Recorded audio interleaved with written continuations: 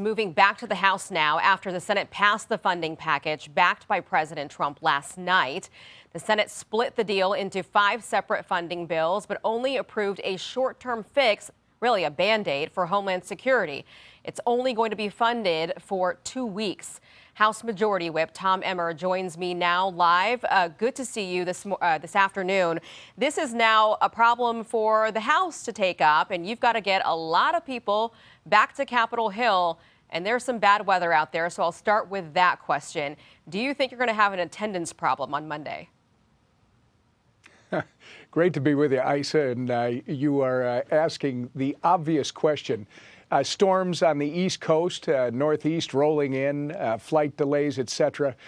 We had a call with all of our members yesterday and suggested if you have any worry about being able to be here on Monday, catch a plane today, Saturday, and make sure you're here by tomorrow night. So we always, with a majority of one, there's always going to be a chance that somebody runs into some trouble. But I'm pretty confident we'll have all our members and we'll be ready to get this thing done.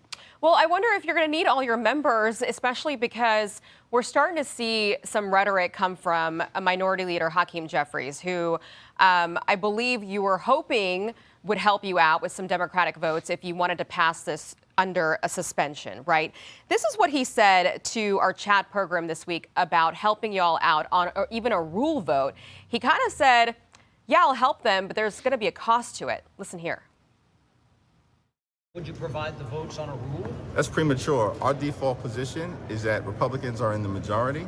They've bragged about how big of a mandate they've had all year, even though they're falling apart and getting crushed electorally throughout the country. It's their responsibility to carry the rule. So are you going to have to do this through a rule? Because it's starting to sound like the minority leader might ask you for some things to give you some Democratic votes? Well, let's be clear first. Mr. Jeffries is an extremely weak leader, and he's showing you that with his answers.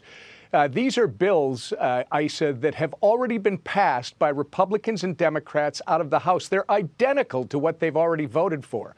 So literally what he is telling you is that he can't control his members now because there's this new issue about the DHS funding. They're trying to hold the Coast Guard hostage. They're trying to hold TSA hostage. They're trying to hold our great air traffic controllers hostage again.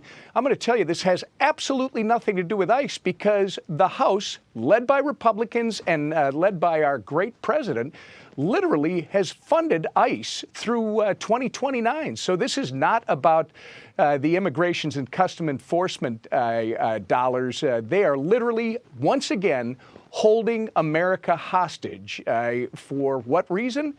Well, to create this fight that Americans don't want. Americans want to see this settle down.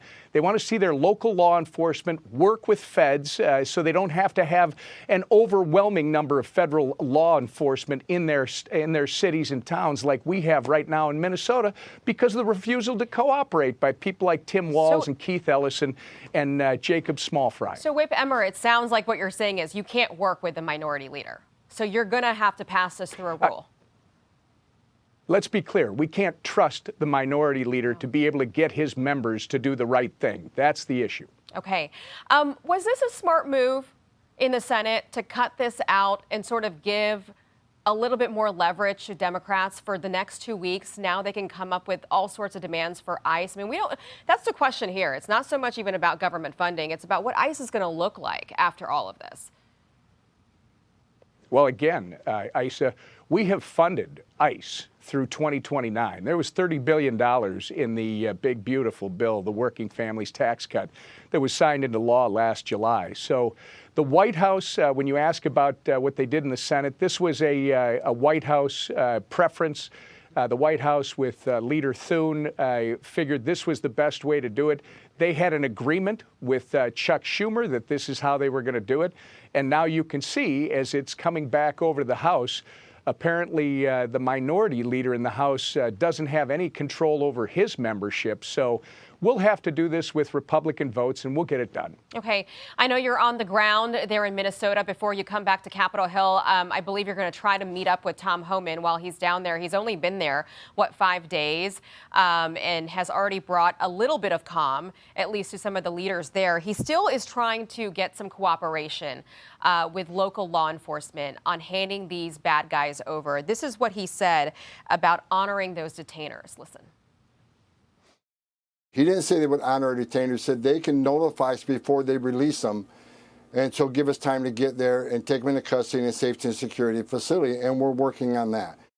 So he's talking about A.G. Ellison there, basically saying that we don't have a deal, but you can go and talk to sheriff's departments and basically ask them, will you work with us? Will you work with ICE? For the time that you've been on the ground there, do you see a difference in the last couple of days of Tom Homan being there? Do you feel like the mayor and the governor are playing ball? Well, actions are going to speak louder than words, Isa. I spoke with Mr. Homan a couple days ago, and you're right. I'm planning on sitting down with him while I'm here. He has brought a different level of calm because he's being very clear. The issue is Keith Ellison and Tim Walz have made it very clear to all of our sheriffs, all of our police chiefs, you are not allowed to detain any criminal illegal, a rapist, a murderer, a pedophile. You're not allowed to hold them in your jail until a representative from federal law enforcement can arrive and retrieve them.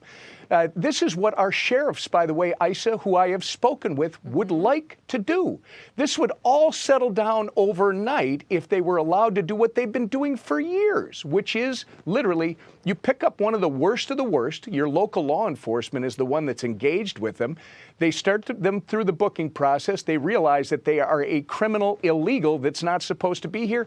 They contact federal law enforcement, who sends out the appropriate person. And you heard Tom Homan in the clip that you played. It's one officer that comes and picks them up versus now you got to put all these officers on the street to do the job of local law enforcement as well. Which is why we had President Border Trump's Patrol been there in the very first clear, place. Isa. Right. And President Trump's been very clear. We are going to enforce federal laws. We are going to get the rapists, murderers, and pedophiles out of our country that are here illegally. And that's what everybody wants. Okay. Whip Emmer, we will follow the government funding ordeal. Believe that you're trying to get a vote done on Monday. We'll see if it happens. We'll see if you can get that attendance together by Monday. Great to have you on. Good to see you. Thanks, Isa. Hey, it's Will Kane. Click here to subscribe to the Fox News channel on YouTube. It's the best way to get our latest interviews and highlights. And click to subscribe to the Will Kane podcast for full episodes right now.